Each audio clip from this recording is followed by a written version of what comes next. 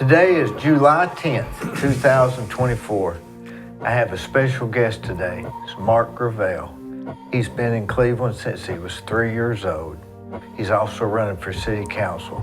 And we're going to find out today exactly why he's running for city council. It's going to be a great discussion.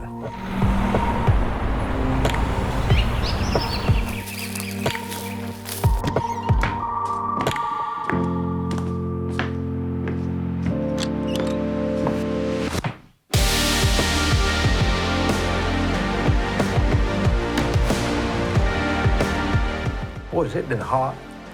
God. Hot and humid. Man, when did it get hot? I didn't notice it till Monday, but I believe it was hot last week. I was just too busy to notice. You get busy out in it, and you just got to keep on going. I didn't even notice, but it was in the 90s then. And it's going to be hotter this week. I think later this week, first next week, they're calling for 97, 98. Wonder what the highest temperature in record for Bradley County is. I mean, I got things over 102, 103, 103 maybe.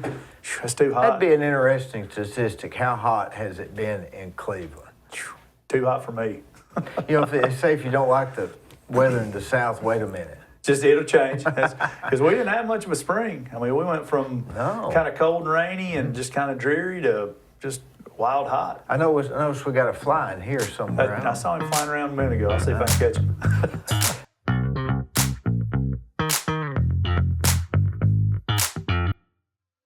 On the courthouse square at 30 2nd Street is the law firm of Logan Thompson Law.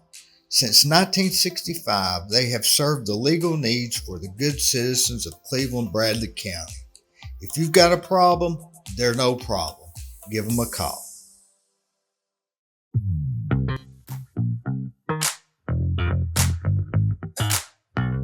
Have you been outside in the weather, or are you mostly inside? So I work from home. I work out of my basement. I got about a 2-minute commute down the stairs, and so I do home loans for a living, and I enjoy it. It's once COVID hit in 2020, I was managing Platinum Financial Funding. I had an office in Chattanooga and an office in Cleveland. When COVID hit in 2020, we told all the sales guys, said, "Hey, why don't you take everything you think you'll need to never come back here, and let's see how we do it."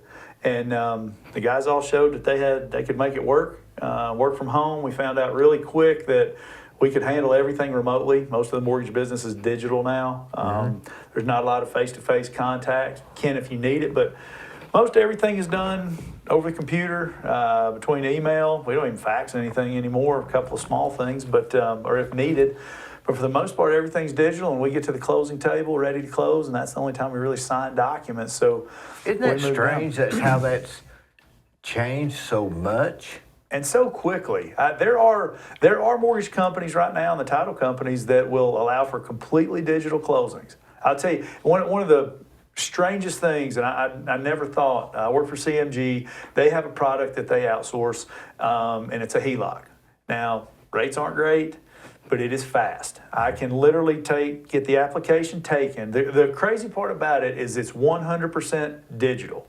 Now what I mean is no person ever looks and a thumbs up, thumbs down, approves it, it's completely digital. Your documents are done digitally. The title search is done digitally. The appraisal, evaluation. So nobody's looking at it. No one ever looks at it. Does it fit in the box? That's it. So you upload pay stubs, you upload bank statements, you upload tax returns, whatever it asks for. It digitally pulls the title search and reads it. And in a matter of an hour after the application, they're going to give you 5, 6, 7 options of what you want to do. This term, this amount, this LTV, this rate.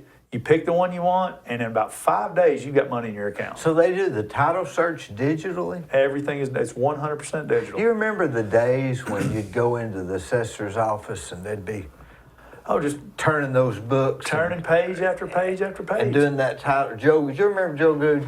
I knew of him. He was, I got into real estate in I sold real estate for about 5 years, and that was early 2000, 99, 2000. So Joe was already gone. He was already gone at that point. I knew of him.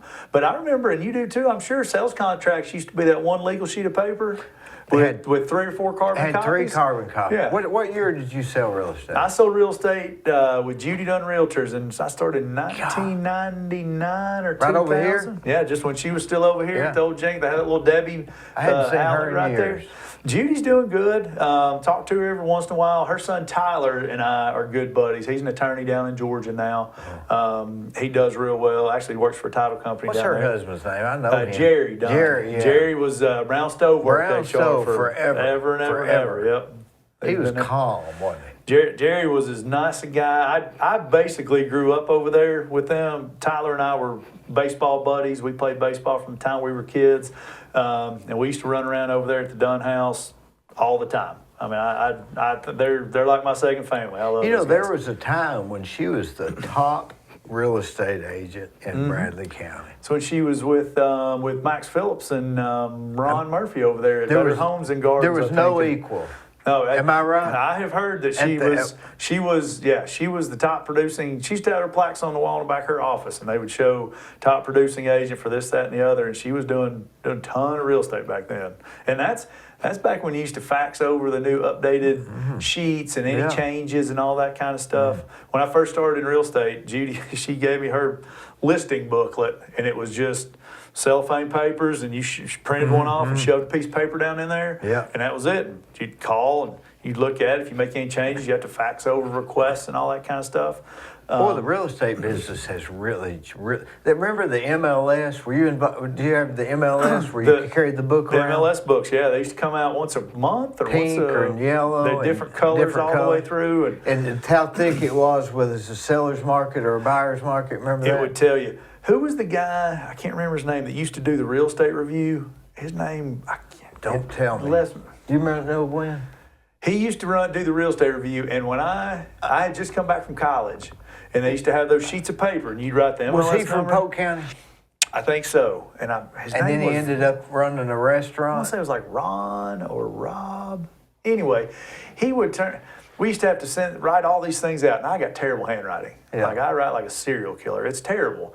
So I asked him if I could just email him all the stuff, pictures and everything. I would scan those pictures in and all that kind of stuff. It was the greatest thing. You would have thought that I invented the wheel. I was like, let me just email you the Yeah. MLS number and what my typing is, and just type it all up. This way, it's all formatted, all the same. And I started doing all that, and I thought, man, this is way easier to do all those things. But that's how the real estate market works, and that's how advertising works, all that stuff. It just continually that people want to make it more efficient, and as you make it more efficient, it becomes easier to do, and you got to get more. You got to kind of grow with the times.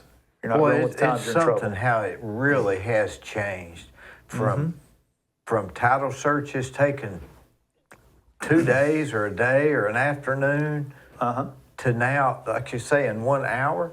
And I'm going to venture to guess they're more accurate.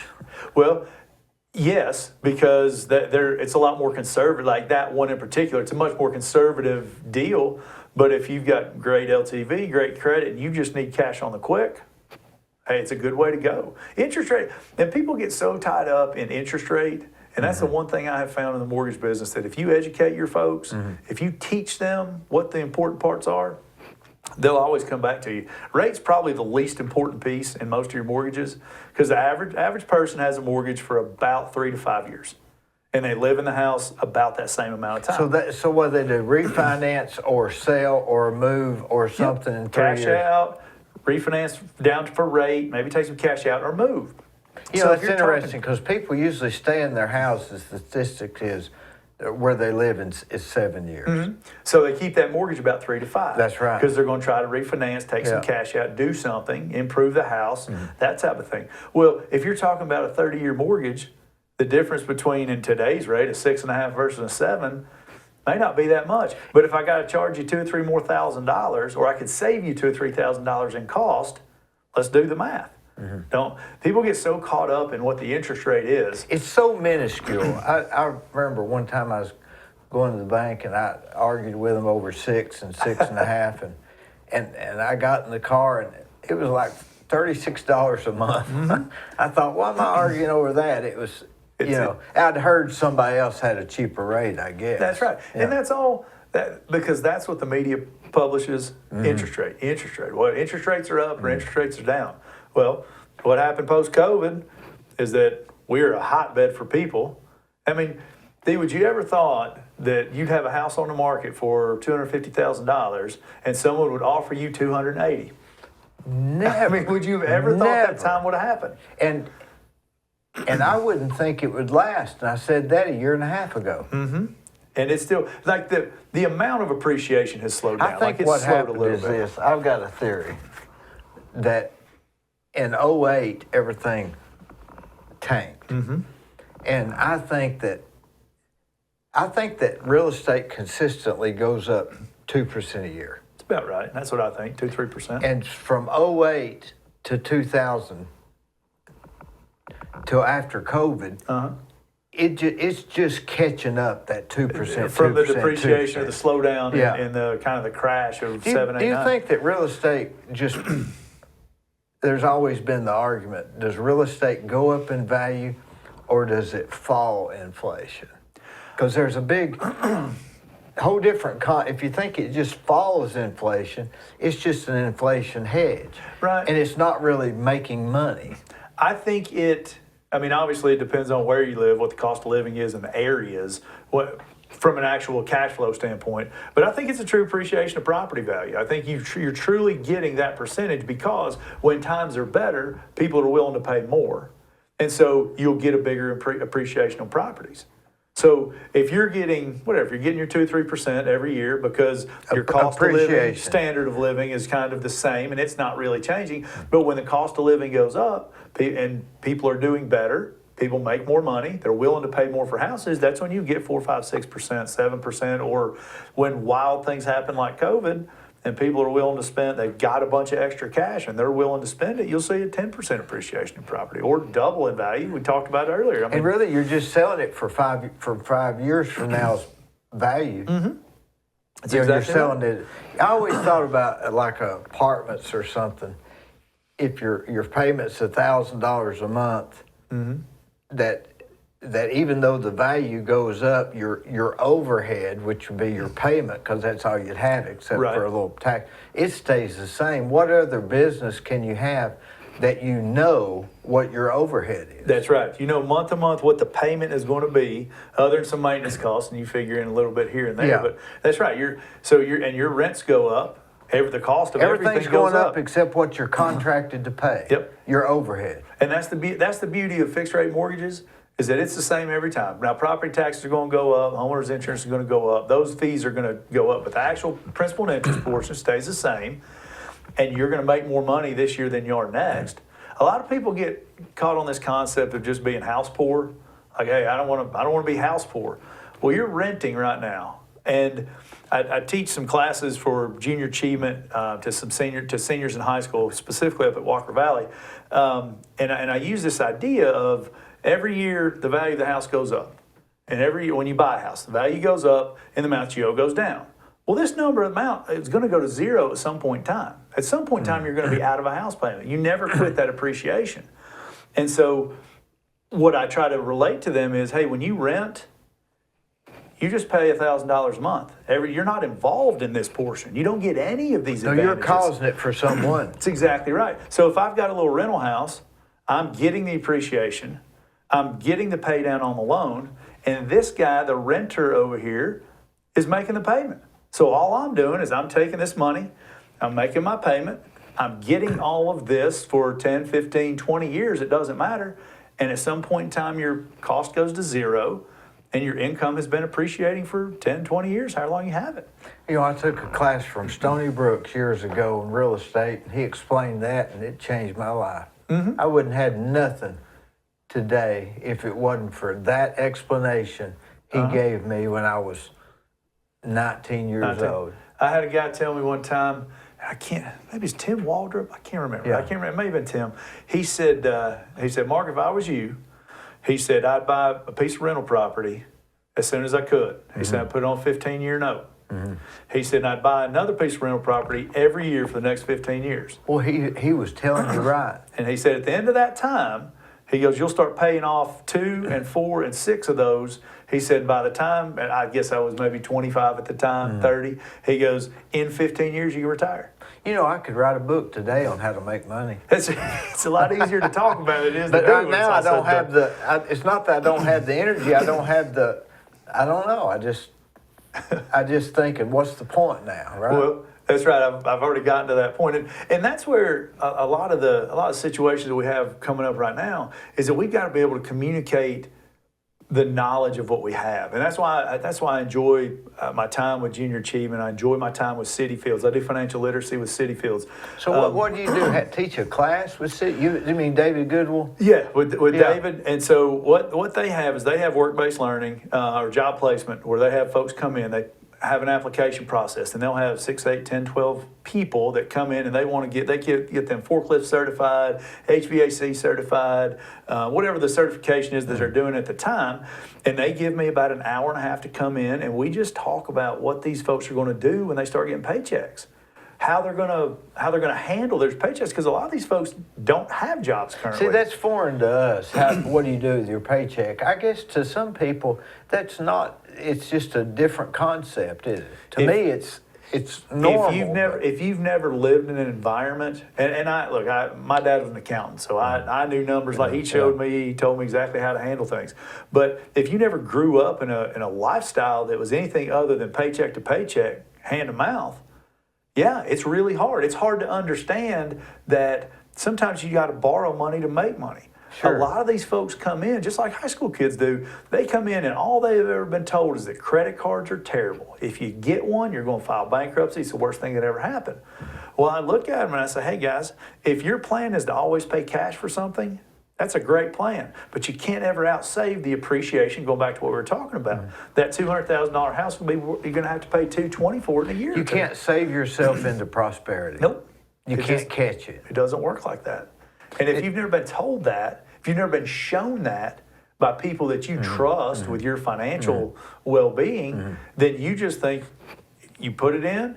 They're scared of banks. I say scared. They're questioning of banks. They're questioning of anybody that isn't just cash. I don't hardly use any cash anymore. There's places that don't even take cash anymore. And the reason they don't take cash is because you got to keep up with it all the time. You know what? I used to carry $200 or $300 with me all the time. I bet you nowadays I don't carry $12 with me. Well, because you carry that same $200 or $300. That's just for a tip forever and ever. at the restaurant. It's all become digital, and it's easier for the owners to keep up with. The government likes it because then they can't. You can't just put cash down for your tips and say I made $4. Yeah. I used to, when I was waiting tables or bartending or whatever, those cash tips, you never told them how much you actually made. Well, you didn't know. It was too That's complicated. Right. You're like, I don't know. We split it up at the end of the night. By the end of the night, I'm not fooling with it. Yeah. But what you got to do, it gives the owner the opportunity to not have to count money at the end of the night. So I don't have to keep up and make sure that you counted it correctly and somebody else counted it correctly, and then it got in the bag, then it got to the bank, and then counted again. The computers do all that. Digitally, we're such a digital society now that the concept, the idea of actually having to take money out, I don't pay cash for things because I don't want to carry around change. I'm like, what am I going to do with this change in my pocket? Yeah. I got 39 cents. I'm going to put that in my truck somewhere, I guess, or I'm going to drop it in the floor. Yeah, I don't even know what to do with it anymore. Just give me even bills back and I'll be okay. I was at a Coke machine today, and I was going to get a Coke at this place of business, and I couldn't even get my credit card to work to Coke, and I didn't have the money to even buy a Coke. to get it, yeah. And I don't even know how much it was. Coke machines now, again, you just tap them all with your phone and all of that. We don't need any of those things. It's going away. Do you live up on Benjamin Crest? I live up there on Benjamin Crest, up the very top of the hill. You got a good on view? Crestwood. I do when the leaves are off the trees. I have a nice view. We look right over Candies Creek, Cherokee Elementary School right there. That's where my son goes to school. And I've threatened if I could get it to work out just right, it's just a straight shot down through there. You think you could build me a zip line to just send him to school in the mornings? Boy, you could, but your wife wouldn't let him do it. I don't know. You shop at Target? I don't do much shopping at all. My wife orders all that stuff. Everything is now. I get a phone call or I get text messages. Hey, will you swing by and stop at Target and pick up? So she doesn't go in anymore. She orders it online. It's all Does it cost more or just? She tells me it's the same, and I believe her. She said, "Hey, it's actually cheaper." I actually a couple of years ago, buddy of mine was telling me, "Hey, you need to get this Walmart delivery." I said, "Walmart delivery? It's got to be more expensive." He said, "It's not. It costs $100 for the year, and we use it like a shopping list. When it gets over $35, you hit send, and they bring it, and it's I haven't been in Walmart and I can't tell you how long. I hadn't either. But It you know, just- I order so much from Amazon, I don't even know. I hadn't been, I bet I've been in Walmart once in 5 years. And that's probably to use the bathroom. And nowadays, all the delivery, and again, this is all, I believe it's strictly due to COVID, the requirement.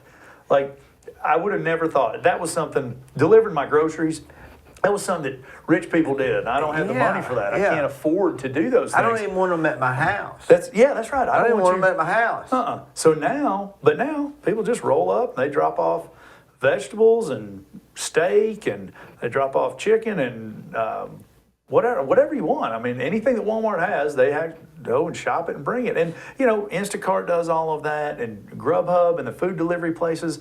Those are new industries and new availabilities that people pre-COVID, I mean, very specifically pre-COVID, just didn't think about. I guess necessity is the mother of invention. That's right. You ever go to Dos Bros? I like it over there. It's good. That's right next to the house. There and Taziki's are the two places that we hit pretty good, except for my kids are big Wendy's fans. We hit the old $5 biggie bag, whatever they have over there. I eat the Dos Bros. I don't like their chips as well as some of the other They places. get that little lime taste. They're on a little too tough or something. little Yeah. chew on them. Yeah. They're good. We're mostly pick it up. My daughter plays basketball, so we travel quite a bit with her. She was in Murfreesboro yesterday for basketball practice, just to practice. We go a Just couple for hours, practice? just for a 2-hour practice. Golly. I got to the point, and I love my kids. And if you would have told me, my daughter's 14, if you would have told me 15 years ago that at any point in my life that I'd be traveling 2 hours to watch a 2-hour practice, I would have lost a lot of money. If you would have told me that on a Friday night in the middle of December that my kids don't have anything to do, they don't have any games going on, and I'd go over to Lake Forest to watch Lake Forest and Saudi Daisy play a middle school basketball game, again, I would have lost all of my money. You probably didn't even care nothing about it. Not at all. And if they were in piano, you'd be listening to piano. I'd be there. Now, I can't help them as much in piano because I don't know how to do those things. And my kids have, thank God, gotten involved in things that I enjoy, partially because those are things that I'll say push them into, but I'm a lot easier to be involved with. Maybe it's through osmosis or something. Yeah, maybe they picked it up from me. Yeah. I just told my daughter, I said, Addie, I can't teach you how to do spirit fingers or do a herky or do a backflip because I can't do any of those things. I can teach you how to spin a football. I can teach you how to catch a baseball and teach you how to shoot a basketball. We can do those things together. I can only clap if we're going to cheerleading competitions. I can only clap. Yeah. That's all I can do for you. I enjoy cardio. I like getting out. I like playing things, but I've got to have like a competition. So play racquetball quite a bit. And Where do you play racquetball? Play at the YMCA, and we can't play at the racquetball center no more, can we? Can't anymore. You remember that old place, Carter Stacy used to run that? Is he still alive? Last year or so, I saw Carter, and he looks just like he did 25 years ago. He was in shape. Yeah, His daughter was too, wasn't she? He had 3 daughters. Let's see. 3 daughters. Leanne was the oldest, maybe. And then one of them used to work over Title Guarantee. And then the middle one was the one that worked out all the time. I guess I knew the oldest one. Leanne, I think, Yeah. she ended up moving out to like Washington. I used to have a Oregon key to somewhere. that place. Yeah. Everybody did, I think. Carter ran that place. I mean, he ran that place with just cash and envelopes. I mean, that's all he ever did. He'd make those. I can still smell it, can't those you? little smoothies in the back. Yeah. He'd make those little smoothies. Yeah. And upstairs, when you go upstairs, it was upstairs with the smoothies, right? Well, it was for a while. When I was a kid, and when he first kind of took that place over, did Tim Riggs have something to do with that place before that? Maybe not. I just remember him. When Carter first, that I remember taking, I was young. My parents both played racquetball and enjoyed it. And I remember being as a kid running around down there until they got done.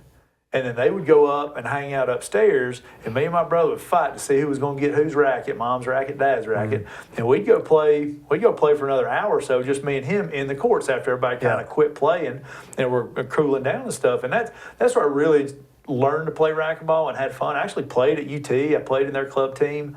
And we used to travel around quite a bit. We go to Georgia and Memphis and MTSU. And it is a lot of fun. It's the only thing I've ever found that I can do for an hour and just be completely spent when I'm Do you done. remember when you quit, or was it a slow, all of a sudden you're not doing it no more? I still try to play like I'm 25 and 30. Like I still kind of run that direction. And when pickleball is caught on so fast and so hard. Yeah. A lot of the guys, it's easier on your body. It's a lot less running around. People enjoy pickleball. I like playing pickleball, but I can't quit playing racquetball to go play pickleball. And Do you think it's the camaraderie, or is it the exercise or the competition? I think it's more of the camaraderie. Now I think the exercise is a part of it, and as you get older, as you get less physically able to play tennis, like it's a combo tennis game, really. I mean, if But you what's can't the run point? around, Is it for camaraderie? Is it like going to the bar for older people?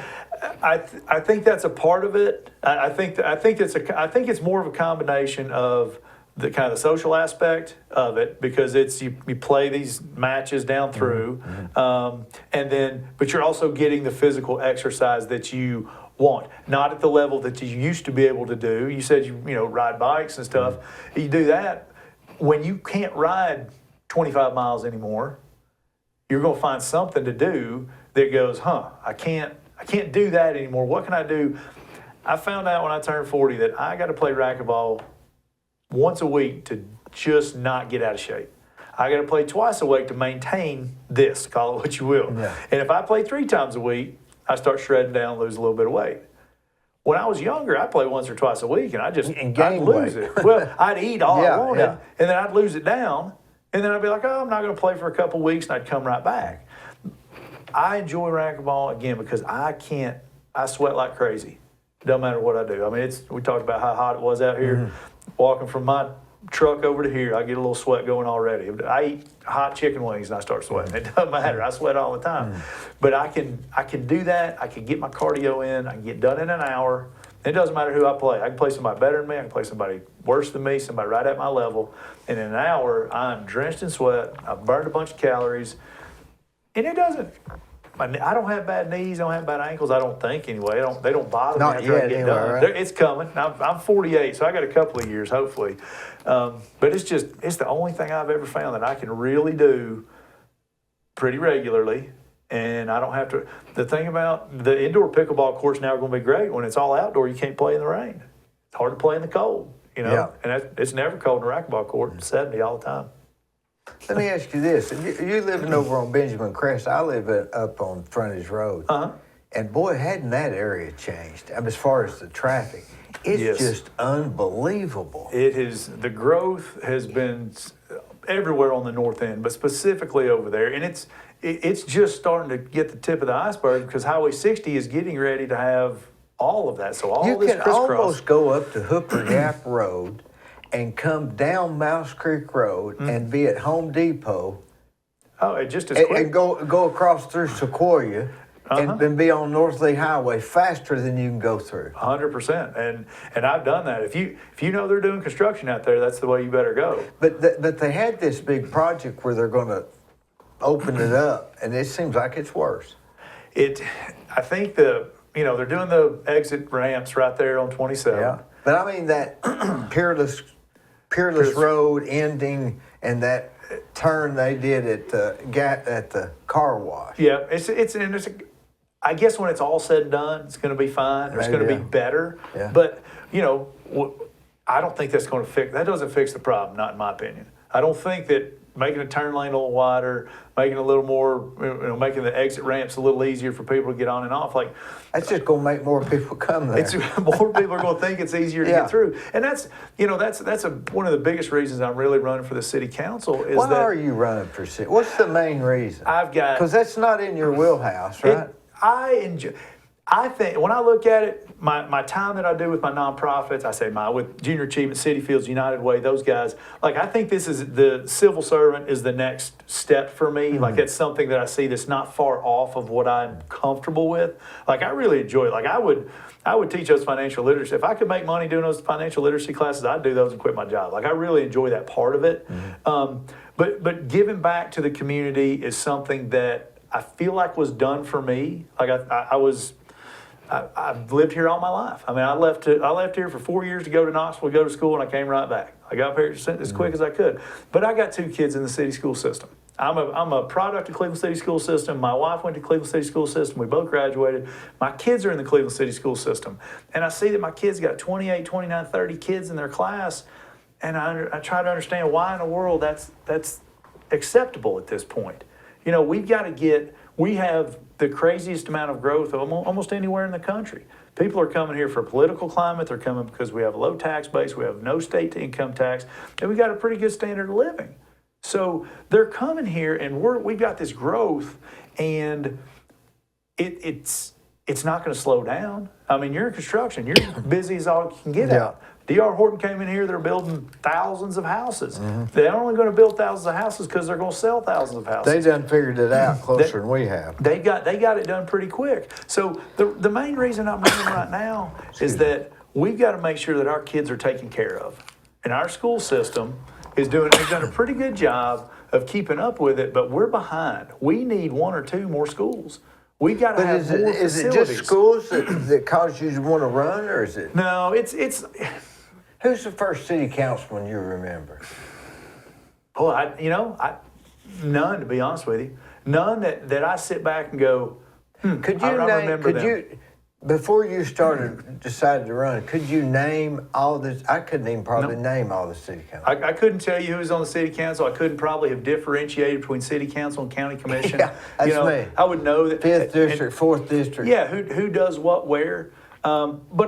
But I do know that we have got to, what I believe is the answer to a lot of the problems that we have, is that we've got to have a plan in place. Like there has to be a plan, and the plan has to be agreed on by everybody. That means the people that are doing business in town, that means the city government, that means our firefighters, our police, our EMS, our school board. We've all got to get on this same plan because the city's got a growth pattern that is, if it continues at the rate it is, we're not going to have a great place to live anymore because we're not going to have enough firefighters, EMS, or schools, which is what people come in here to do. And I would love for my kids to graduate from Cleveland High School, go to the University of Tennessee, win a couple national championships up there, let us be happy and enjoy that time, and then come back here and want to work. Do you have that fear? That they're going to go? Yeah. It's not so much a fear because I hope that I've taught my kids well enough to do what's best for them and really make sure that the things that they strive for and try to achieve, if it's more than Cleveland, then it's more than Cleveland. But I want them to know that they could come back here and have a great life. Like I have. I've got a great life. I haven't had a lot of catastrophes in my life. I haven't had a lot of really bad things happen. I mean, I work hard. I go to work every day. I keep up with what's going on. I do my best with my kids. Like I'm kind of an average guy that just goes, hey, this city council thing, whatever it is, and it's public service, whether it's city council, whether it's school board, whether it's county commission. No, it doesn't matter what it is. I think it's your job as a citizen of that community, wherever you are, to give back at whatever your capabilities are. I like to talk to people. You can ask anybody that knows me. I like to complain about stuff too. I'm a big fan. But if I'm not willing to step in there and say, hey, you know what, I'm going to be part of the solution, then I'm just a complainer. You know, I don't want to be called apathetic. I don't want to be called lazy. I don't want to be called a complainer. I want to be called, hey, he went in there and he tried to get some stuff done. And if I can do that, then it'll work. You got up to bat. That's right. Take a swing. You miss 100% of the shots you don't take, right? Mm-hmm. So, because isn't it sort of embarrassing running for public office? I mean, isn't that a sort of a I mean, do you like me or do you like this other guy? Or It is. It's very much. I mean, And I've tried my best. I don't. I can honestly say I don't think I've run any sort of a negative campaign like I. I don't even know who you run against. That's right. That's how oblivious I am to it. I wanted everything to be done on my own merits. And if people think I'm going to do a great job, vote for me. That's what I can ask. If you like the way things are and you want things to stay the same, don't vote for me. That's not. I'm not the so guy. You're that's an gonna come anti in. what's going on. I'm trying to get some things changed because, and look, I'm not coming in and saying we got to get rid of all this stuff and we're going to turn left instead of turn right. Those types of things. But the city's done, in my opinion, the city's done a pretty good job of building and growing growing Cleveland. Okay, if we don't start changing the amount of growth, getting it under control, we got to have a controlled plan so that we build a little bit and then we put some infrastructure on top of it. Then we build a little more and then we put more infrastructure on top of it. If we're not doing that, the building gets so outpaced. You get what you have with our Cleveland Fire Department. You get what we have with our Cleveland Police Department and our EMS and our schools. They don't feel heard. They don't feel respected. These guys go to work every single day to protect the people who live in Cleveland. And at some point in time, and you know this, and they'll tell you this, they can go work for other places if that's what they choose to do. We don't want that. I want the best guys in Cleveland to be firefighters and police officers, and I want the safest town that we can possibly have. Because once that happens and that catches the growth, we can grow better and faster and cleaner. And then we've got to put the infrastructure on top of it again. We've grown so fast and just blown out what the growth pattern was that I don't know that we can continue with the struggles between the city council, and the fire departments, and the people who work for the city. If they're at odds, people that are happy in where they work do a great job. Seems like the big focus is sidewalks on Inman Street. That is, Isn't that the downtown revitalization. It's like Nero fiddled while Rome burned. It's that old saying. We should have all of those things, and again, it's not that. I'm not saying we shouldn't have a vibrant downtown. We absolutely should. We need it bad. We just can't have. We've got to prioritize, and it goes back to that point. If we are not prioritizing our kids, our schools, and our infrastructure, then this growth is going to become a problem. No one's looking at the growth right now, or very few people are looking at the growth going, it's the worst thing that's ever happened, because it's not, because it's right at, in my opinion, it's right at capacity. Like we are. Yeah, I haven't thought about that, but all houses. these people, you think, well, we need more sewer. Huh? But the reality is, what about the schools, the police, the ambulance, It's garbage, these even down to the animal shelter. That's I mean, what we got to do. It's really spin-offs. It could be a recipe for disaster. If we get too big, I mean, think about it. I think I saw on social media that there was a couple of hundred houses for sale in Bradley County, and I might be off a little bit. And I think somewhere in the neighborhood of about 800 is the number that you're looking for to have a good supply and demand. So think about it this way. What if you could just miracle 600 houses into Bradley County and all of them got sold? That'd be awful. Yeah. That'd be awful because we couldn't support all of that. I don't even know. The convenience stores couldn't support them, Walmart much less couldn't the handle school. it. Target couldn't handle it. They tried. They give convenience 100%. We would be out of everything. And so it's a model that we have to get to handle. And these plans are not, hey, we need to have less houses, we need to have more grocery stores, we need to have more schools. It's, hey, in the next 5 years, this is what I want Cleveland to look like. In the next 10 years, this is what I want Cleveland to look like. And then holding to those plans. If we're not holding to the plans, then we're just saying, hey, this is a great idea. Sounds good. But somebody's got to be the city councilman. That's right. I mean, somebody's got to be it. Somebody has to do it. Somebody has to do it. So why not? What I'm thinking of is years ago, we'd get the newspaper and you open it up. City council's this, city council this, county commission's that. Mm-hmm. But nowadays, I don't even get the newspaper, so I don't even know who's doing what's going. It's a communication. There's a lack of communication between the way the city is being run into the general public. How would you do it different? Well, the first thing I'm going to do when I get into that seat is that I'm going to open up a District 5 social media page where people can just go on and say what's going on. Tell me what you think. Let's talk about it. Let's communicate the things that we're going to try to figure out. Like, I want to hear what my constituents and what the people that I'm representing want. Where is District 5? So District 5 is kind of the northern area of Cleveland. It is mostly east of I-75. Now, I'm in Benjamin Crest, which is just west. There's two little subdivisions there, Wynwood, Rustic Villa, and then Benjamin Crest, so three in that area. So it's mainly east of I-75 and west of North Lee Highway. It goes all the way up to Anatole. The new subdivisions on the right of North Lee Highway as well, the Heartland and whatever the other D.R. Horton is up there. And then the ones, the Grove or Grove Park or whatever on the right of North Lee Highway. But then it comes all the way down North Lee Highway and I-75 to, on the right-hand side, or the eastern side, it cuts over 25th Street to Wendy's, and then it cuts down Peerless Road, continues to come down West Side / Georgetown Road. It cuts over and takes a little bit of Ohio Avenue to about 18th Street. So it kind of... That's an odd shape, It's a weird shape.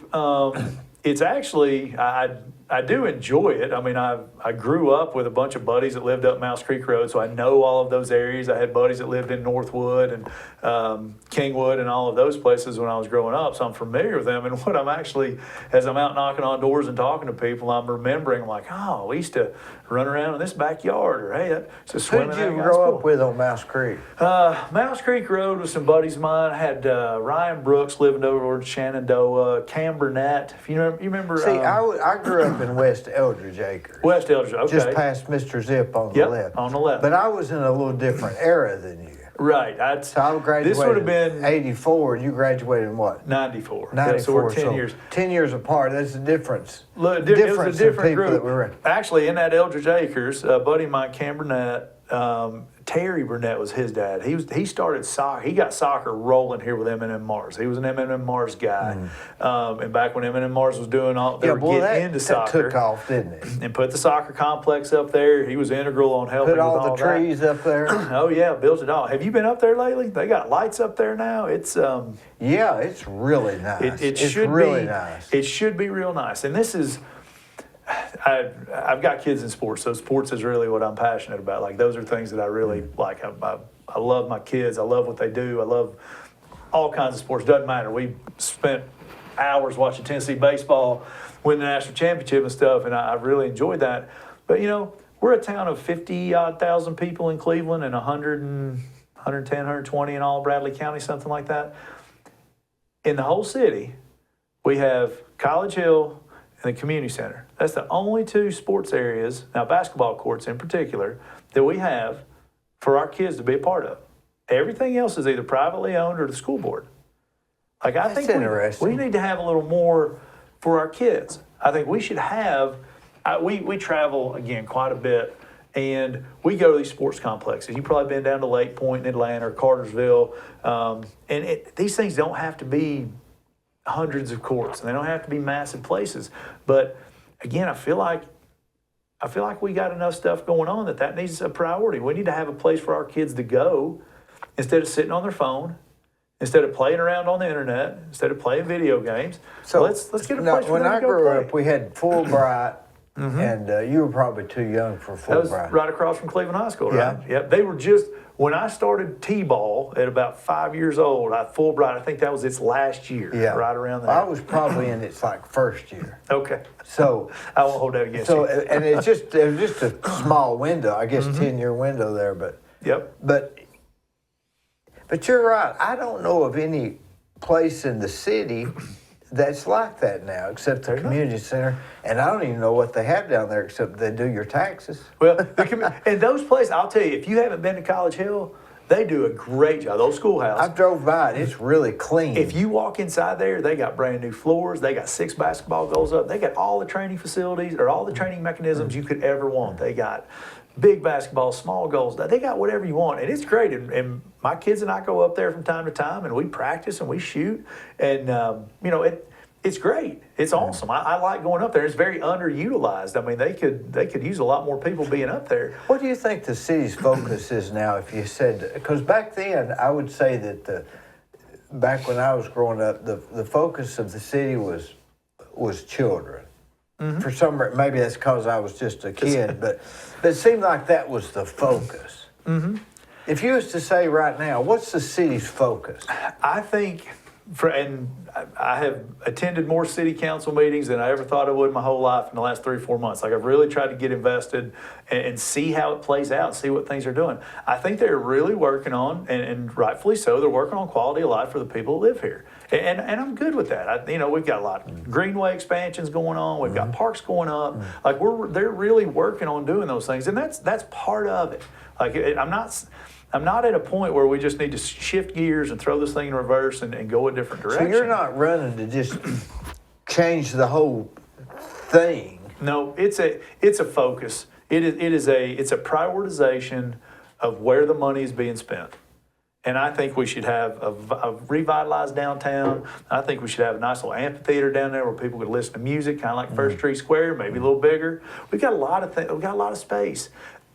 If we are truly doing what's best for all the people in Cleveland, we got to include all of them. That's got to be our kids included. It's got to be our elderly. We've got to get a hold of this homeless population that's going on, and it's just a bad situation. Like, these are all of the extracurricular ancillary pieces that we've got to really add some focus to. All I'm saying is that we got to pull a little bit of this focus and put it over here. I think our main focus, as I said before, should be in our schools and should be in our kids. Because without them, you're not going to get any more coming, and you're not going to get the best and the brightest staying here. They're going to all go to school. I don't care if they're the best mechanic. They're going to leave because they can make more money elsewhere. That's why our police officers are leaving right now. None of us want our kids to go to move 2 hours away, do we? Or 3 hours? I'd kill me, wouldn't you? I'd like a little break, Dee. I don't know that maybe a couple hours for a year or so. Maybe they could come back. A few months, but I just couldn't stand it if my kids were to move out of town. Well, it would. What's the point? It's definitely. I mean, I couldn't take it. If I'm honest with myself, and my kids decide, you know what, I want to move to wherever, Boise, Idaho, then I don't think I've done a good enough job of making Cleveland the place that I decided to live for the rest of my life. Like, I've decided, and hopefully not for the rest of my life, I'd like to retire down at the beach at some point in time and just live it out there. But, the way things are going, and I think those are the things that you want to build, make your town good enough. I don't want to have to travel all the time for my kids to get to do cool stuff. Should be able to just do it here.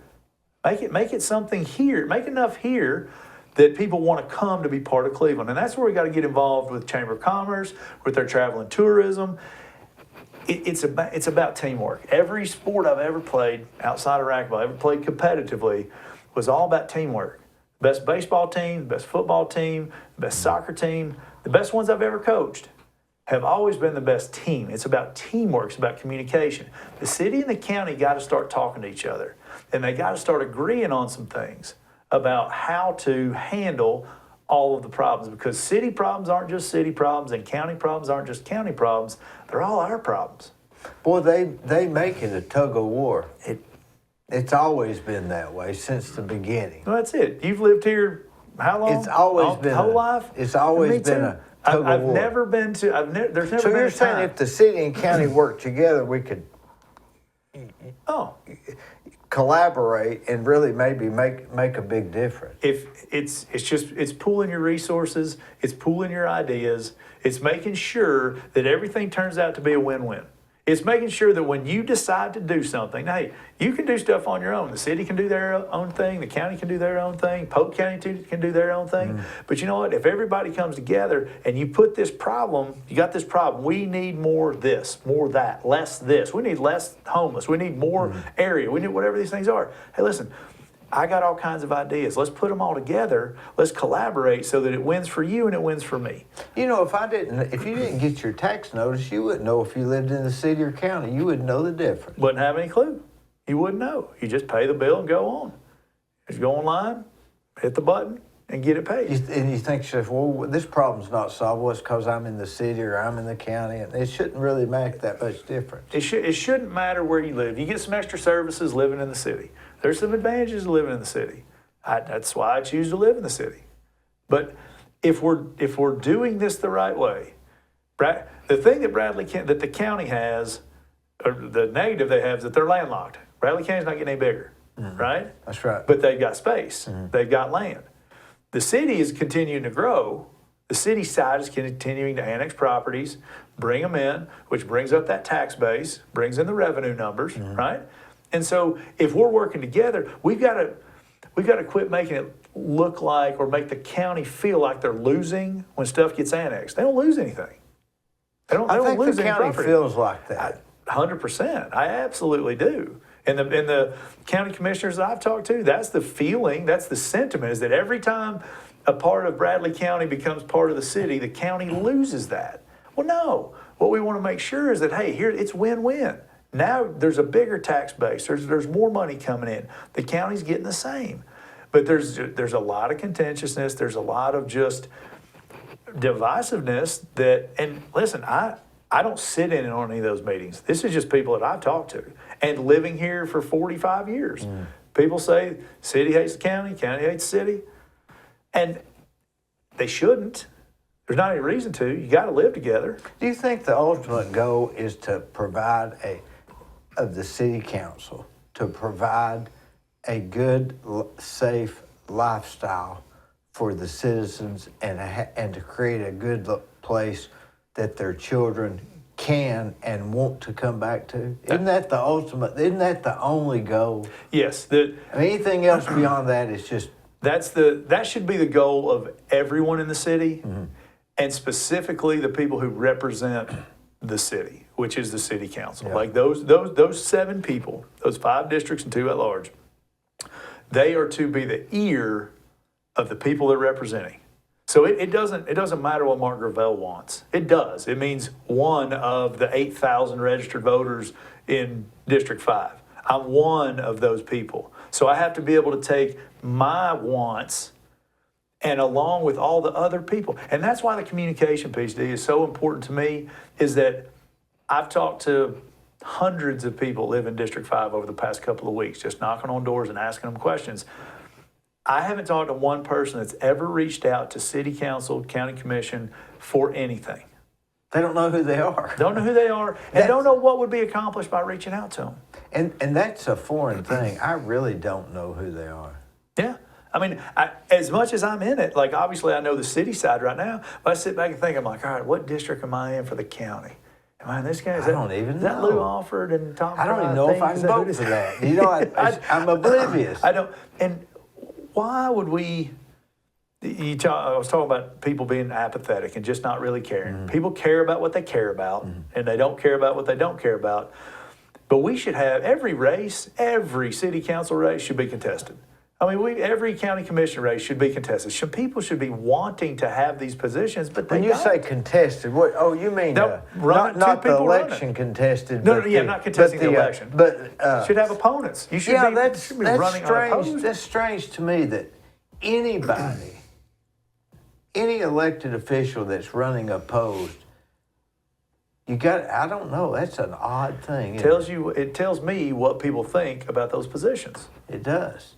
I mean, could you imagine only one person running for president of the United States? What does it take out of a person running for? I've never run for an election, but I can only. I mean, are you working hard at it, or just how are you? Is it? I'm not working at it, Dee, because I love it. Like I like talking to people. I mean, do you knock on doors? I have been. So I made my announcement the first part of February. I went over there to WCLE. I made a formal announcement. The 5th of... What did you do the day before? Did you have a discussion with yourself? I had talked to some folks about potentially running. Had talked to some friends that said, I think you'd be great at it, all those kinds of things. And I decided, I think it's time. I think I'm seasoned enough that I can handle it. I think I'm young enough that if things don't work out well, I can run a different angle. Yeah, I think that I am invested enough with my kids and my family and my business that it's not something that I'm just going to say, this didn't work out. Oh, well, I didn't do a good job. Like, if I had to agree with myself that I was going to do the best job I could possibly do. And once I decided that if I get elected, when I get elected, that I'm going to do a really good job, that wasn't any question. Like, that was easy. That was easy to make. I made the decision, went on WCLE, made it official, started telling friends and family and talking about it. And this was early. Like, I was the first one to announce. I got in it real early, got some signs ordered, put them up, and just started talking to people. Talking to my friends. Are you doing the door knocking thing? I have knocked on, I can't tell you how many doors. We started really door knocking about a couple of weeks, about 3 or 4 weeks ago, I guess, maybe a month ago. And I've got my kids involved. They love it. They absolutely love it. My son wants to go knock on doors all the time. My daughter's doing the same thing. I noticed a lot of your signs are on Mouse Creek. You got a good color for signs. That was one of the things that I really pushed when I was kind of figuring out what my signs were going to look like. I told both my kids, I said, why don't you guys design a campaign sign? Just put one together. Let's see what it looks like. Mm-hmm. And what they came up with was almost that exact picture. We adjusted the colors a little bit. When I first was getting my signs together and deciding, the DA race was still going on. And that's all red, white, and blue. And I was like, man, I'm going to get lost until this DA race is over. Yeah. I got to get something that's a different color. And then I started thinking back, and I was like, Kevin Raper has orange, right? His signs are orange. And then Kevin Brooks are baby blue. I'm like, get a color nobody has. Do you know that you pick the colors that are most people win by? I like it. I did not. Did you not know that? I thought you had no clue. Because I've researched that. I had no clue. I like the yellow because when I got the signs first out, they were up against kind of brown from trees. They say and that yellow kind of stuff. And blue is the most. It pops out. It stands out. And when I put them up with all the other red, white, and blue signs that are out there, it stands out. And that is when I knock on these doors, that's what my flyers look like, that's what my website looks like, that's what my social media sites look like. They all have that yellow and blue on there. So I wish I could just figure out how to get the election commission to make my name yellow. If I could do that, it'd be even better. But that was it. I mean, I have knocked on, I can't tell you how many doors. I sent my son to basketball practice for an hour and a half the other night and go ahead about 25 or 30 doors just in a subdivision that was. What's your response? Do you get dogs barking, or is it oh, I remember them from high school, or it has been not any of that really. Not any. You hear the dogs barking, you think, oh God, they're going to be mad when they come to the door, or you knock on a door and you see somebody laying on the couch and then they don't get up, or you see them get up with this kind of. Did you leave a card in the door? I'll put the flyer in the door if they're not there, and that's fine. But almost every person that I've talked to has been at least cordial. My kids have had really good luck. A couple of people. Can you tell when somebody doesn't want to talk to somebody? You gauge. And you gauge that and say, I'm out of here. My speech is always the same. I tell them who I am. I tell them what I'm running for. If they engage the conversation, we'll go as deep as they want to go. I ask them for the consideration for their vote, and that's all I can ask. Because again, there's going to be approximately 8,000 registered voters in District 5, and in the last contested election, less than 1,300 people voted. How many did you say? 8,000 total, and less than 1,300 voted. That's sad. I can't believe that. That's so sad. 1,300. You could move the courthouse with 1,400 votes. Oh yeah. I thought I was going to have to get 2,000 or 3,000 when I saw the voter registration numbers. I thought I'm going to have to get 2,000 or 3,000 votes. That's a lot of households, you know. So do you know which ones voted? Yes. So you know who's voted, and so you're hitting the people. I'm hitting all the people that have voted, but there's so many new subdivisions.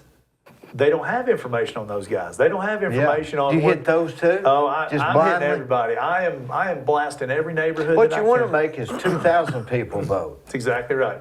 I would love nothing more to have 3,000 people come out and vote in this election, and have it, and however it falls. Like that's it. If we can get people off the sidelines, if we can get people interested in what's going on, just makes things better. I had a lady yesterday, had just moved here about a year ago, and she started asking me, she's like, well, when are the city council meetings? I'd like to get involved and at least just not be ignorant to a lot of the stuff that's going on. I said, man, come down to the municipal building. I said, it'll be every other Tuesday or every other Monday, work session 1 and voting session at 3. And, but she's one of one. Like, I haven't had anybody say, man, that's a great idea. I think I would like to do that. Now, I've had 100 people ask me why in the world I'd be thinking about running for city council. And I think it's the right thing to do. I like the idea. I'm passionate about stuff that makes a difference. It's going to make a difference for my kids. It's going to make a difference for my family. It's going to make it. I think everybody wants to be known for something, and I think it's a really good way to get out and go, you know what? That guy did a really good job. He got in. He made a difference, and I respect him for doing that. But when I know that no one else wants to do it, that's the scary part. Are you a well-read guy? Would you say you're well-read, well-educated? I don't read, if that's what you're asking. I don't read a lot, but I do pay attention. I do keep up with local events, not local. I keep up with local news, national news. Like, I'm in tune with what's going on. I feel like I'm in tune with what's going on. I don't read a lot when it comes to books. So your only advantage to this is you have a passion. That's it. I am passionate, and that shows. It shows in my work with the nonprofits. It shows in my work with the kids. One of the coolest things I think we really did this past season. My daughter's basketball team at Cleveland Middle School. They were a good squad of kids. I mean, they were a good basketball team. And their 7th grade year, we decided that they need a locker room. I think that middle school's 20 years old. The girls' locker room was basically a storage building, storage facility. They had Frisbee golf goals in there. They had mounds for baseball pitchers, all kinds of junk in there. So myself, my wife, a couple other parents, we went in there and we cleaned the whole place out, cleaned every locker out on it. We put up some stencils. We made the bathrooms usable. We put LED lights around the lockers. We got magnets on there. Like, those are the kinds of things that when I was a kid, like, I remember cool stuff like that happening. And I was like, you know what? I hope that these girls will go, man, that was the coolest locker room we ever had. I had a couple things donated. We got some disco lights and a speaker in there. Like, these kids could go enjoy a locker room. Like, they could. But why do you care about that? Because I want people to like Cleveland. I want people to like, because it's what they should have that advantage. We have all kinds of advantages in Cleveland. I mean, I grew up with all kinds of advantages. But go further. Why? Who cares? I think everyone should care, and that's it. If I can get a few more people to care, if I can take my passion and have it rub off on somebody else, think of how great that would be. Think about if I could convince 3 or 4 people in this next voting cycle, so in 2 years, to run for city council. Man, that's going to help. That does nothing but help. If you can people will do crazy things, not wild crazy, but they'll do amazing things if they're passionate about it. So you got to make sure that your passion shows, and you got to let your passion rub off on people. You have a definite passion for this. I appreciate that, and I want everybody in Cleveland to know. I've coached my kids in sports from the time they were 4 or 5 years old. My daughter's at high school now, so I don't get to do that anymore. I miss it. But I can't remember a time coaching mostly soccer. I would tell any parent ever, soccer is the best sport to put your kid in at the earliest of ages. It's so simple. Kick it in that goal, get it away from that goal. Like, it's a really simple sport, but it keeps you active and it keeps you going. So I put my kids in soccer very early, 4 or 5 years old. I had more parents, more kids. There's nothing I like more than going out to a ball game and having some kid that I saw or that I coached 10 years ago. Hey, Coach Mark. It's cool, man. It's such a cool feeling to see, hey, I kind of impacted that kid for whatever reason. You know, maybe they kept playing soccer. Maybe they found another sport. Maybe they figured out they didn't like sports and their parents were pushing them in it. But that was part of it. That's right. Part of the finding out. That's part of what you do for those kids. And my dad did that for me. My dad was my coach. Where did you grow up at? So I grew up over in Meadowbend, up behind the old chalet, Tennessee Nursery Road. That's where I grew up. So we Close we to had, Adam Gage? I had the Gage. Yeah, Sammy was a few years older than me. She works at the farmhouse, doesn't she? Yes, Atina. Yeah, I saw her she's there over there. Monday, The Tuesday. Gages were up the hill. I was all the way at the bottom of the hill. But we had a great group, and this is something my kids will never be able to experience. We had a great group of kids that would run around, and every day through the summer, you make a couple of phone calls, and this is back before cell phones, so you used to have to dial. You remember you used to not have to dial the 47 number. You could just dial 93328 or whatever it was. 67701. Yeah, and I still remember mine, 4795514. That's my home number. But, we used to make a couple of phone calls, and we'd have 6, 8 kids playing football games and baseball games all the way through. And my dad was always part of that. And so I grew up over there. I went to George R. Stewart. I went to Cleveland Junior High and Cleveland High School.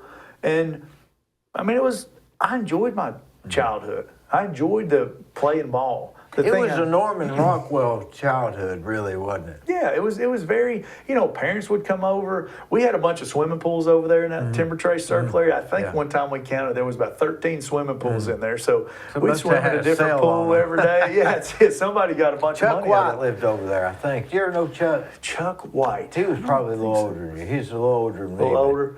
I'm trying to think. Jeff Griggs. Do you know Jeff No, Griggs? I knew Adam Gage. I Adam- remember I used to take him home over there sometimes. Yeah, Adam was quite a bit older than me. I liked Adam. He was all the Gages. We used to go hang out up there. And Oh, yeah. Harold was one. He passed away. It was a motorcycle accident. I believe so. I think he had a motorcycle Harold, accident. And yes, He was Sandy- okay, wasn't he? He was okay. He was I liked Harold. So Harold was a little wild for me because he was a lot older than me. So I always saw Well, him that as, was just the era he was in. that's right. It was just the era. I was a lot younger, Yeah. so I always looked up to him as a Yeah. much older Yeah. kid at that time. 4 or 5 years was a lot. Yeah. That's maybe more than that. See, I But, grew up with men. Adam used to skip school together. I believe that Yeah. about Adam. I'm trying to think last time I saw Adam. I It's saw been a few him years Friday ago. night. Did you? At B&B Marina. What's he doing now? He was just eating. I said, hey, I'll be back in a minute. I never did go Did you? back in. Never I bet got he back? wonders what happened to me. I was tied up.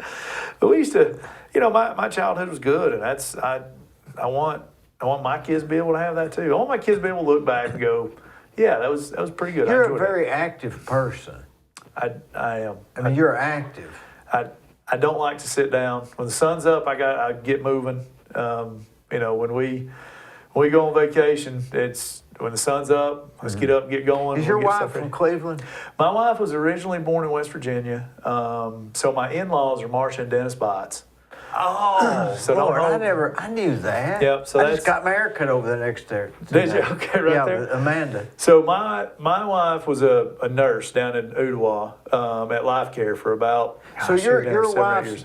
father is Dennis? No, so that's her stepdad. Yeah. And then Terry Sweeney is her biological dad. But her mother's Marcia. And Marcia's her mom, yep. And Marcia's mother, Was Janelle. and I knew Janelle. Janelle and Floyd started Award Yep, Realty I remember many Floyd, years ago, yeah. and they great people. I mean, I love that family all the way across the board, both sides of it. They've been very good to me, very good to my kids. I love them to death, and it's my wife has just gotten into real estate last 2 years, 2.5 years, give or take a little bit. She was a nurse down at Life Care during COVID, and she was over infectious disease control for the building, which she did an amazing job. Like, she was working all the time, every time. And she looked at me one day and said, Mark, I can't do this anymore. Like, I can't care so much about what's going on, and we've got people coming in here who don't care as much as I do. And I get that. Like, that's... And her kids it were was- at that age, probably. Yeah, by they then. were young. I mean, my son is 10. He just turned 10 on the 30th. So they were what? Yeah, 4 so or it's been 5 4. at Yeah, that so he was time? 4 or 5, and my daughter was 9 or 10, and so that's a time. And she was getting to the point where it was starting to bother her that she was missing practices and games, and Oh, yeah. couldn't cut out to pick them up from school and those types of things. And I looked at her, I said, why don't you just try to go sell real estate? Like, I'm in the mortgage business. I've done sales my entire life. The last job I had that was paying hourly, I had to be working it. I used to sling groceries at Walmart right during college in the summers and after college. And that's the last thing I got paid. When'd you hourly work on. at? Well, I was at the Walmart up here in 1990. Well, I graduated college in '98, so I worked there for about 2 years. I worked at the Olin Pool Care Hotline. where? I worked at the Olin Pool Care Hotline through high school. When you worked at Walmart, you worked at this Walmart? I worked at this Walmart. Doing up here. what? Grocery stocking. I was just What stocking shelf, hours? third shift. I was third shift, and then I got to. What I did is first third shift like at Walmart? It's different. It's different for a 22-year-old kid. That's Third over shift there. is different. It's a different lifestyle. Different. Like it's a whole very different people. lifestyle. I've worked third shift before. It's just different people. I used to get done at 9:00 in the morning. Just sun's out, bright through the summer. Go home, and I'm like, man, I'm exhausted. Like I've worked all day. I remember one time I was dating a girl here, and her family was going out to Parksville, and I had to work that night, and I had to work the next Yeah. night. She's like, why don't you go out to the river, or go out to the lake with us? Yeah. And I thought, well, I mean, I was 22, Yeah. 23. I thought I'll go. Sure, I'll catch a couple hours sleep. We were out there riding knee boards and skiing and dragging me around the river or down around the lake, and we had a good time. And I was like, man, I've been up a long time. I'm gonna need to get some sleep. She's like, hey, mom's cooking. Why don't you come over to the house? And so I go over there and eat with the family. And we do all that kind of stuff. And I remember I fell asleep we had to clock in at like 11. I think it was 11 to 7 with hours. I remember I fell asleep about 9:30. Golly. And I got back up at 10:30 and I went into work, and I swore that off to never happen again. That was the worst feeling I think I've ever done had. that before. You know what? You're sort of okay till about 4:30. You get some energy, and you're like, they when say you first get that in. most accidents happen at 4:30 in the morning. That's probably about right. I believe it. I believe it. I could get a little adrenaline going, get a little juice in me, and get a little. As soon as we got a little 15-minute break, though, I knew that was over. I knew I was in trouble. I worked at a factory out of high school, and I stayed up all night, did the stuff all day. Went to a Hank Williams Jr. concert wow. that Friday night. And I took those, remember the Vivarin? Oh, yeah. Like there's supposed to be like 2 cups of coffee. I took like 2 of those. I don't know what I was thinking, but and about 2:30 in the morning, I could feel my heart pumping. Oh, yeah. And I thought, I have done too much here. Scared me to death. You just keep, your body can do all kinds of stuff. Because you hear your mother saying, don't do this, your don't do brain this. starts just going to mush, and it just starts making you want to go to sleep. You have to be a different person to want to work third shift. Third shift, or I don't know how these people run these swing shifts. Three on. Oh, I'd be like 3 days, I'd be 4 so screwed nights, up. 2 days. I'd be so screwed. Can't I mean, figure it 4th out. of July screws my brain up. It's just getting off a day during the middle of the week. I just can't do it. I like consistency. I do too, and that's why I'm ready to get these kids back in school. I'm ready for my kids to get back in school so I can get them back for 8 hours in the school system, so I can get my house back to myself, so I can get my work done, kind of get back on a regiment, get back on a schedule. When do they go back to school?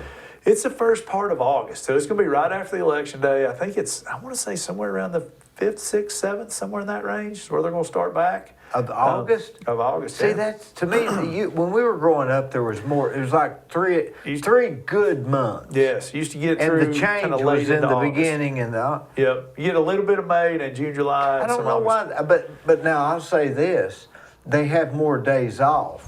There are a lot more. Because I remember it was just like forever till you could get a break. I mean, and I think Christmas break was always longer when I was a kid. Like you got It was longer. 3 weeks or so, but you didn't get. Between school starting and Christmas was forever. Spring break was long, and then Christmas, but from Christmas to when you got out was forever. Yeah, that was a long break too. You get a little bit of spring break in there sometimes, or maybe not even at all. But and we didn't go nowhere. I remember summer being a lot longer. Of actually just being out of school. Yeah, you could really change. You could get it off of you and start again. Yeah, just get kind of wash everything off, go have a good time, just totally decompress from everything and go back. But I'm ready to get the kids back in school, and they like it. My kids do well in school. They enjoy school. It's not It's not an argument. Now, it is sometimes after a late basketball game, and we still got algebra homework or we got a science project or whatever. Like those things, and that's part of being a parent, man. And those are the things that That's hard. It's hard to balance. it. I mean, figuring algebra after when you're wanting to celebrate winning or something, and you're hungry. You should try new algebra, D. It's way more fun than the old stuff. It's and again, my kids do well, and I don't have any trouble. How many out you of got? it. I got 2 kids. I got a 14-year-old daughter who'll be a freshman at Cleveland, and I got a 10-year-old little boy that's going to be at 5th grade over at Candies Creek Elementary. So they do well. I can. Did I you always ever did think well. you'd be such a good parent? I don't know that everybody says I'm a good parent, but I'll take it. I had a great role model. My dad was very strict, okay, but he was very fair. He would let me have enough rope to hang myself, but he would always pull that string and let Do you me have know. sisters or brothers? I had one younger brother. He's about 18 months younger than me. He actually just moved down to Savannah, Georgia. He's got a wife and 2 kids. He lived in Nashville for about 10 or 12 years. What did he do? He worked for Dell. He was doing software support type stuff with Dell. They had a big layoff and transferred. He was literally, I'll make this really short. He was moving to Portugal. That was his plan. Wife, Portugal 2 man. kids, going to Portugal. And I said, why in the world would you move to Portugal? Like, I never hear of anybody anything bad about it, but I surely don't hear a lot of people trying to get out of the U.S. The problem is we got too many people coming in. And he said, I can live over there like a king for half of what I make right now. And he said, I can keep working for Dell. I can work remotely. He goes, the food's amazing. The weather's great. The political climate is quiet. He was like, it's retirement. I said, you're younger than me. You can't retire 10 years before I do. Like, that's going to hurt my feelings. And then he had some job transition changes, but he was just ready to get out of Nashville. It's just really expensive. He does well for himself. And we were always really contentious. Like, we were mortal enemies all the way through high school and most of college. And then after we both kind of became adults, we're very close now. Like we talk quite a bit. We've got a lot of connections together. My dad passed away, and I was just thinking about this. We're coming over here. It's been right at 14 years today. My dad passed away on July 10th, 2010. What did he pass away from? He was playing golf. He was playing golf with some of his buddies. And actually some of my buddies. It was a couple's trip up to Bainbury, Tennessee, up around Morristown. They used to do a golf trip up there for 3-4 days. And he was up there. They were playing golf, and he had a brain aneurysm like that. Gone. So it was just sudden? He was 61, I think. Where were you when they called you? I was home. I was at my house. It was about 2 o'clock in the morning. I was asleep on the couch. And I woke up, and he was dating Cynthia Elkins at the time. She was up there with him. And I remember Cynthia. It was a couple's trip. So Robert Lewis, Bill Lively, their spouses, and then some of my buddies like Andrew Thompson, God rest his soul, man, that was terrible too.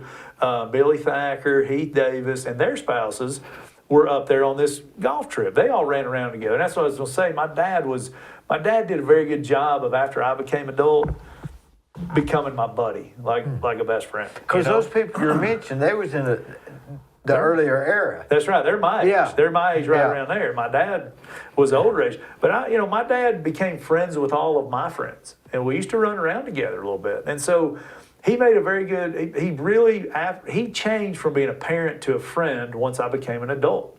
He didn't try to parent When me it was anymore. okay. That's right. He didn't try to parent me when I was 25 years old. He was a friend. He was a buddy. We used to play golf together and hang out. And so my brother and I we fought. And then when he passed, and we were close before that, but when he passed away, he had some rental properties and stuff. And we just kind of agreed to hold on to those things. But, do what we can do, make him a little bit of a retirement plan for the two of us.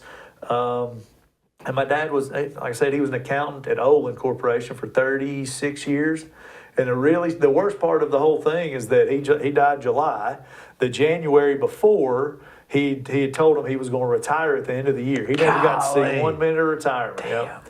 But I will tell you, he made very good money at Olin. My brother and I did well. I always asked him, I said, why don't you retire? This is for several years. I was like, you should retire. My parents got divorced when I was young. I was like, you got rental properties, you make $100,000 a year, you got no bills. Like, why do you keep working? Like, why? He said, Mark, he said, I don't hate what I do. He said, if I ever hate work, he said, I'll quit the next day. He said, I work for the plant manager and I manage no one. He said, it's perfect. I don't need, and this is what got me, he said, I don't need 40 more hours in my week. He got everything he wanted to get done on top of 40-hour work week. And so, man, I had such a good role model in that aspect. So you don't feel sorry for him for not retiring. He was good with that. He didn't want to retire. Like, I'm not saying he did. He did. He decided he wanted to retire. Yeah. And the saddest part of all of it is that, so my daughter was born in December. He told him he was going to retire the following year in that January. So he was only alive for about 6 months before she was alive. And my son, never got to meet his granddad. Those are the hard parts about life that you go, man, and I had kids a little later in life. Like, I'm not, I'm 48 now. So, I was almost, Hatcher's 10, so I was 38 when he was born. So, I had kids a little later. Yeah. But that part is a miss. I mean, like, I hate that. I think about that kind of stuff and I go, man, I wish, like, how cool would it be? But I have met, again, go back to door knocking and the times that I spent. Had a guy on social media just today. He sent a message, hey, by the way, are you any relation to Joe Gravelle that used to work at Olin? He was a friend of mine. I get that. It's been 14 years. He's been gone 14 years. And I still get that. You wouldn't take any amount of money for that guy telling you that. Those little things, those Don't little you appreciate snippets people that go ahead and say that? So much so. It's such a good feeling. And saying that I want to leave my legacy, leave my mark on Cleveland and be productive and have people kind of look at me and go, man, that guy did a great job. That guy was passionate for what he did. That's a way that I can kind of give back and have people hopefully 20 years down the road, 30 years after I'm gone, go, that guy did a great job. Talking about the coaching kids in soccer. Hey, look, man, some of those kids I still talk to. She's not a little girl anymore. Gosh, she's going to be a junior, I think, at Walker Valley, plays soccer. Her name's AC Blackaby. Every time I see that girl, she says, hey, Coach Mark, how's it going? Like, we talk like friends. But I coached her in basketball, and her dad, I got into her pretty good. She had a bad attitude, not a bad attitude, but just didn't have a good attitude. I sat her down in the middle of a game we were winning, and she was our best player. And at the end of the day, her dad came up to me and he said, Mark, thank you. He goes, she needs that. I thought, man, you just got to do it the right way. It's like anything. If you're doing it the right way and for the right reasons, just take the outcome and go. I think maybe the reasons matter more than how you do it. That's right. Do your best and just deal with the outcome. It's got to be okay, or it will be okay, should I say? Mark, I think you're going to be successful at it, buddy. Well, you want to tell the audience to vote for you? Well, wherever it is. So, yeah, I'd appreciate just the consideration for your vote. It's interesting that you say the consideration. Yep. I don't want somebody to vote for me that doesn't think I'm going to do a good job. I truly don't. It won't work out for the best. I want people to vote for me because they think I'll do a good job, that they think I'll represent them, and do what's best for all of Cleveland. You can't make all the people happy all the time. So you're not going to like some of the decisions that get made, and there's tough decisions coming down the pike. Like we're not in a situation where this is just a gravy train, and God knows I don't do it for the $600 a month that they pay the city council. Like it's not a financial windfall of money that makes everything great. But I don't want people to vote for me because if they don't think that I'm the best fit for the job. If you think somebody else is a better fit, put them in. Like, don't be apathetic. Don't not care. Like, show the passion. And you touched on it. Like, I'm a passionate guy, and it's about everything. Like, this is not an act. This is not something that I go, oh, you know what?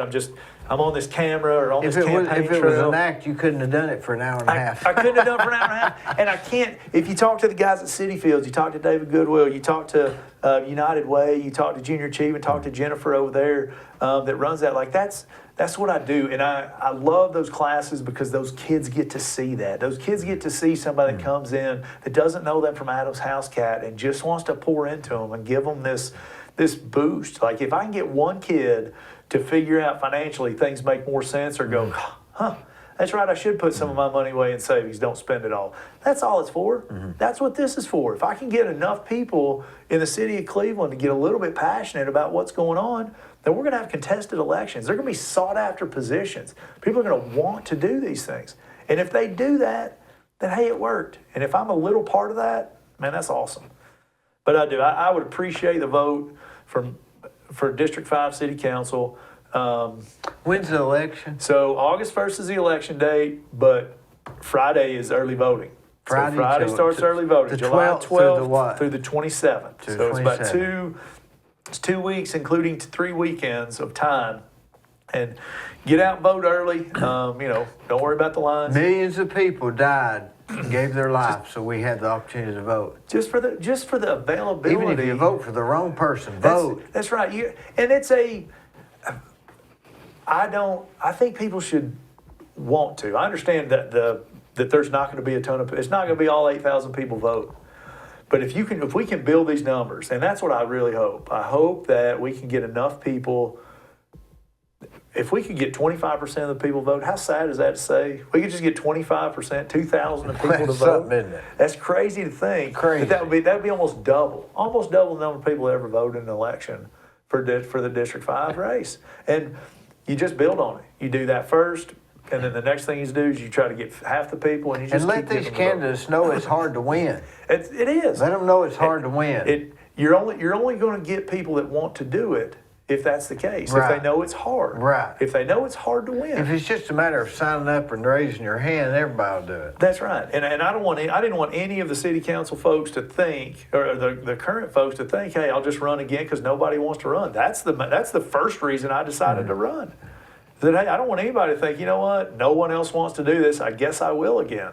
Man, that's crazy. We gotta have people that want to do those things. Let's make Cleveland what it can be. Make it all it can be, man. And make our kids enjoy it. If we can do that, if a couple of kids can end up having a better life out of all of it, hey, all that little bit helps.